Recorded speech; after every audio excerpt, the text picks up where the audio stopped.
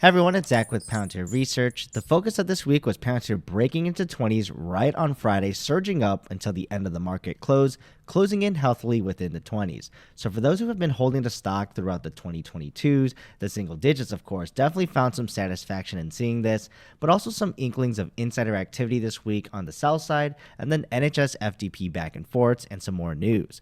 So looking at the stock first, after a strong previous week maintaining the gap up, Palantir was finally able to push even further into the 2050s after testing it as a resisting point here around 20 and 19, basically for 4 days, Monday through Thursday.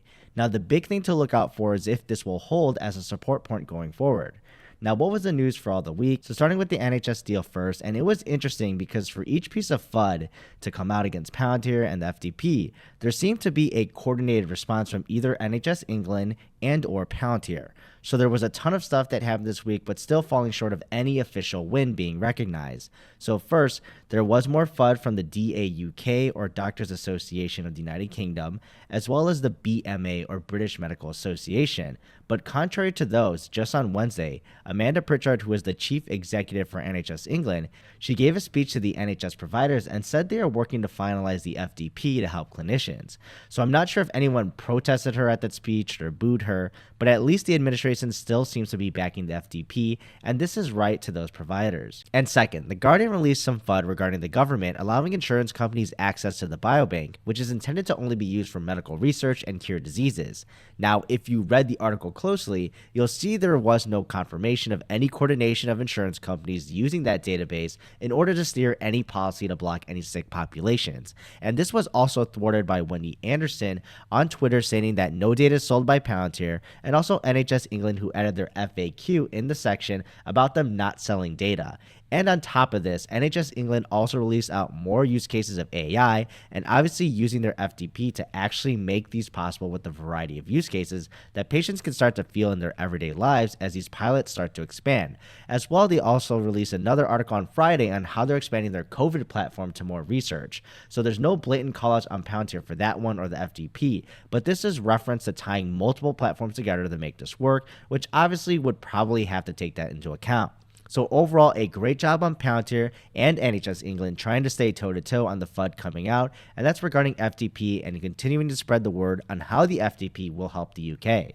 Next, Dan Ives continues to support Palantir as the golden child of AI and hasn't wavered yet, with even the price being at where it is today. So he says there's an overall bull market coming for tech, and not just for Palantir, but all the AI players here who are ahead, and right now it will be the ones who reap the rewards, but over time it will spread to the broader market. So he still remains a bull here, and we'll see if this plays out to how he sees it.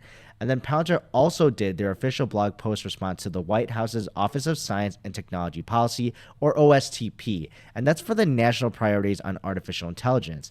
Essentially, Palantir lays out their opinion on how artificial intelligence should be rolled out and developed, and this is consistent with their mission and philosophies that they've been publicly saying for the last couple years. The major points are to ensure protecting the rights of citizens, safety, and national security when it comes to AI, but also doing it as most equitable way as possible, so as getting a diverse range of experts and opinions to help steer the path of AI without creating biases and keeping accountability there for everyone. And then also, with all this happening, Palantir wants to see that AI is not unemploying people in droves and truly enhancing human productivity and being used to promote economic growth and great jobs. With all this happening alongside innovating public services so that the government themselves actually can utilize this technology with a framework that is innovative but still holds everyone accountable. So check out the blog post for more details there.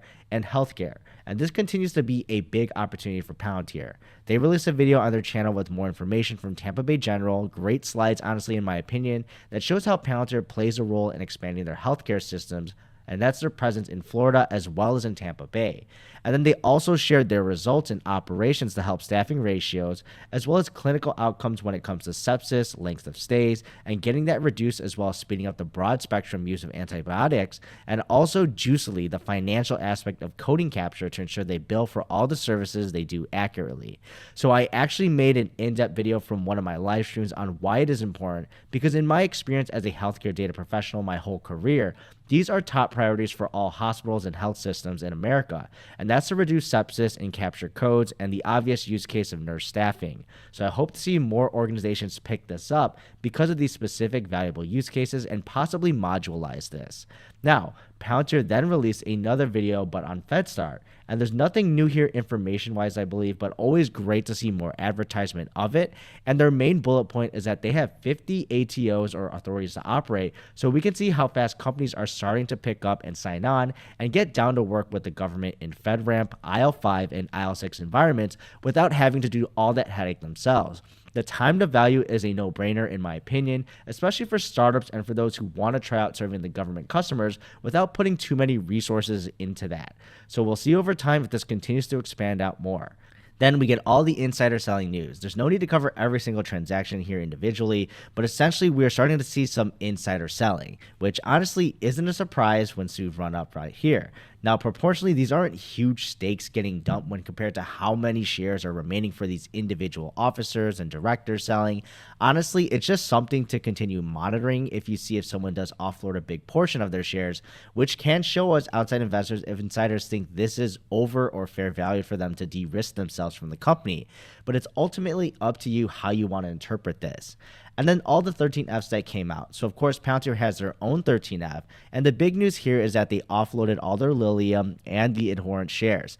So while picking up Surf Air Mobility shares, now I don't follow these too closely anymore because at this point, these are more of a rounding error for Palantir.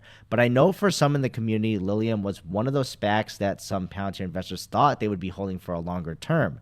And for me personally, I trust management that they know what they're doing in regards to capital management, considering we've got a huge cash pile today and they've been prudent with debt, so nothing alarming for me at this point to change my opinion on this.